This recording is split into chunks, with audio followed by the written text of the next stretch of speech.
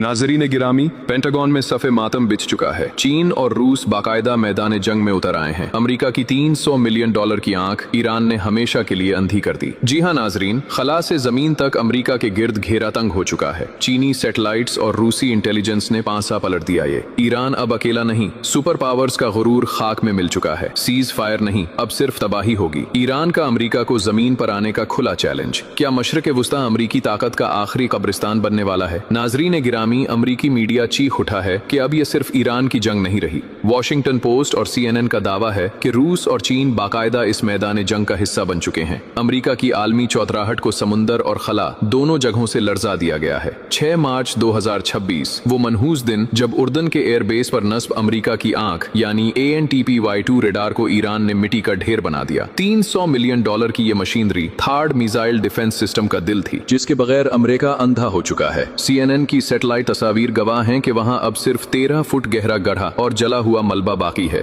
सवाल यह है कि ईरान ने इतनी दूरी से इतना दुरुस्त निशाना कैसे लगाया?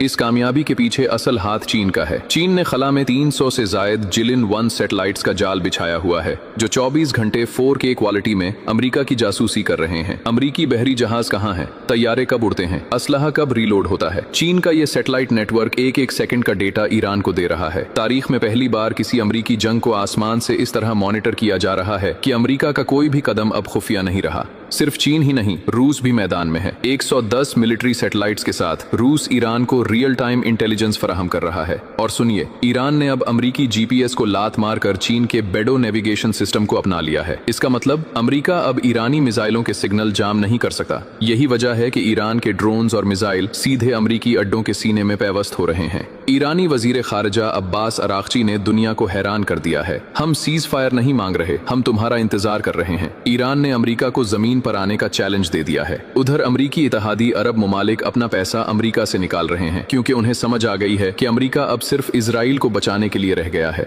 आलमी ताकतों का ये नया इत्तेहाद ईरान, रूस और चीन अमेरिका के ताबूत में आखिरी कील ठोंकने को तैयार है। नाजरीन, ये खेल अब बदल चुका है। क्या अमेरिका इस मुसल्लस का मुकाबला कर पाएगा या मशरिक वुस्ता इसकी आखिरी आरामगाह बनेगा? ऐसी धमाकेदार अपडेट्स के लिए हमारे चैनल को अभी सब्सक्राइब करें और वीडियो को लाइक करके अपनी राय कमेंट में लाजमी दें।